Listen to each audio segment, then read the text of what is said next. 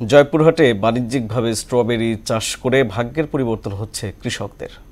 কম খরচ আর লাভ বেশি হওয়ায় অন্যান্য ফসলের পাশাপাশি দিন দিন স্ট্রবেরি চাষে ঝুঁকছেন তারা। এখানকার স্ট্রবেরি সুস্বাদু হওয়ায় দেশ জুড়ে বাড়ছে চাহিদা। জেলার চাহিদা মিটিয়ে সরবরাহ হচ্ছে দেশের বিভিন্ন অঞ্চলে। আর চাষিদের সব ধরনের সহযোগিতা দেওয়ার কথা জানায় কৃষি বিভাগ। মিলন রায়হানের প্রতিবেদন, জানাচ্ছেন শারমিন স্বর্ণা। জয়পুরহাট সদর উপজেলার জামালপুর, চান্দা ও কালীবাড়ি সহ কয়েকটি গ্রামের কৃষকরা স্ট্রবেরি চাষ করেছেন। এলাকাটি পরিচিতি পেয়েছে স্ট্রবেরি ভিলেজ হিসেবে। অন্যান্য ফসলের চেয়ে কম সময়ে উৎপাদন ও লাভ বেশি হওয়ায় গত বছরের চেয়ে এবার বেশি পরিমাণ জমিতে বেড়েছে এর চাষ। কৃষকরা জানান, 1 বিঘা জমিতে 1 থেকে 1.5 লাখ টাকা খরচ করে বিক্রি হচ্ছে 3 থেকে 4 লাখ টাকা পর্যন্ত।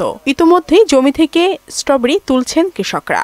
এই স্ট্রবেরি চাষ আমরা গত 5 বছর থেকে আমি করতেছি। আমি 2 বিঘা মাটি লাগাইছি। আগে 1200-1300 টাকা কেজি পেয়েছি, এখন 300 টাকা কেজি।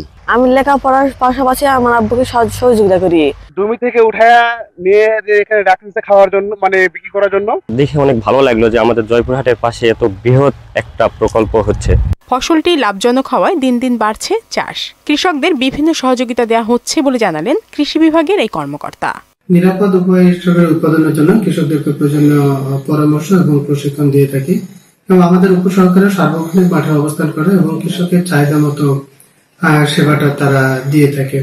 আমরা আশা করতেছি যে এই স্ট্রবেরি আবাদ করে এখানকার কৃষকরা অনেক লাভবান হবে এবং এই স্ট্রবেরি আবাদটা জয়পুরহাট জেলার অন্যান্য উপজেলায় ছড়িয়ে পড়বে। চলতি মৌসুমে প্রায় 15 হেক্টর জমিতে স্ট্রবেরি চাষ হয়েছে, যা লক্ষ্যমাত্রার চেয়ে বেশি। শারমিন স্বর্ণা, মোহনা সংবাদ।